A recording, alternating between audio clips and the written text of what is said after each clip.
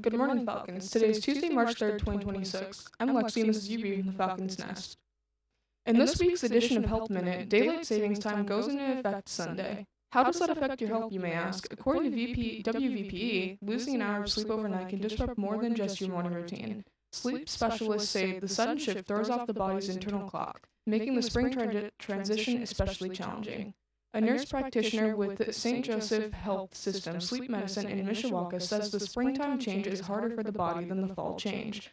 A simple way to reduce the impact: don't wait until the night before. Instead, begin adjusting your sleep schedule gradually in the days leading up to the change. It's better to prepare at least several days in advance by gradually moving your bedtime a little bit earlier by 15 to 20 minutes. She also recommends getting morning sunlight and maintaining a consistent routine to help your body adapt more quickly. And that's this week's Health Minute. Today we wrap up our Series 1600 SAT Avenue. Tomorrow, all John Glenn Juniors will take the SAT, joining their junior peers statewide who have to take the test. A few things to think about before you come to school tomorrow.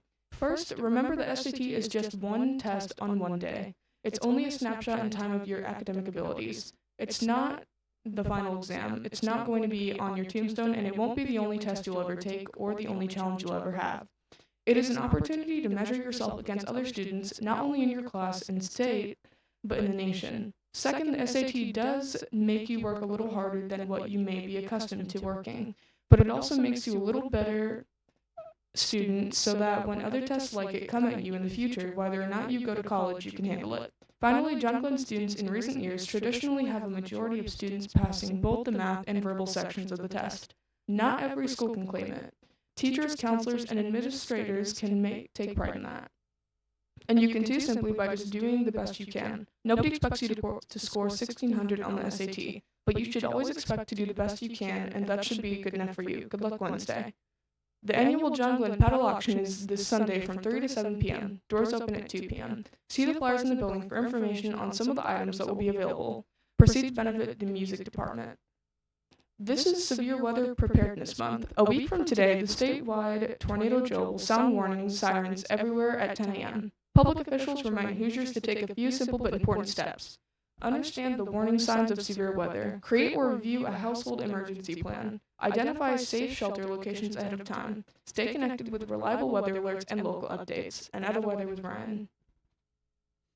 Today's weather is actual temperature at 31, real feel at 32, cloudy, fair air quality, now the 30 forecast. Tuesday's going to be a high of 42, rainy, and a low of 31. Wednesday's going to be a high of 52, rainy, and a low of 45. Thursday's going to be a high of 51, rainy, and a low of 42. Now sports with Blake. Glenn opens up play in the new Paris sectional tonight. If you're planning to attend all three sessions, tonight's games and Friday nights both begin at 8 p.m. Saturday night championship begins at 7 p.m. We are now down to the final Associated Press boys basketball poll of the season. There are 3 undefeated teams remaining in the state, and all 3 are number 1 in their class. Starting with Class 4A with Fishers, which is a state runner-up last year. Crown Point has only 1 loss and is number 2. Northridge is 6th, South Bend St. Joe's 8th, and South Bend Riley is 13th.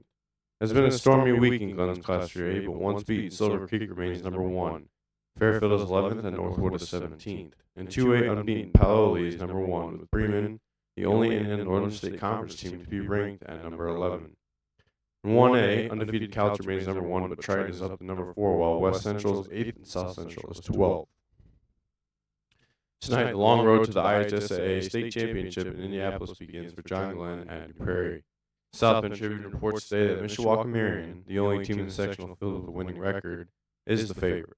The Knights have not won a sectional in 4 years, but they have a 3-0 record against teams in the field, including Culver Academy, which it could face in the semifinal game Friday. Marion, however, has lost 3 games to 4A schools in the last 2 weeks. Best of luck to Coach DuPont and all of his players in their game tonight. A reminder, tomorrow letter jackets will be ordered during all 3 lunches. Athletes who qualify for a letter jacket can pick up an order form in Mrs. Slater's office at the cafeteria. Payment is due tomorrow when athletes will be measured for their jackets. And now back to lunch. Today's lunch is beef taco meat, meatloaf sandwich, or crustable, ham turkey shish salad, sides are taco toppings, and corn. Have a great day, Falcons.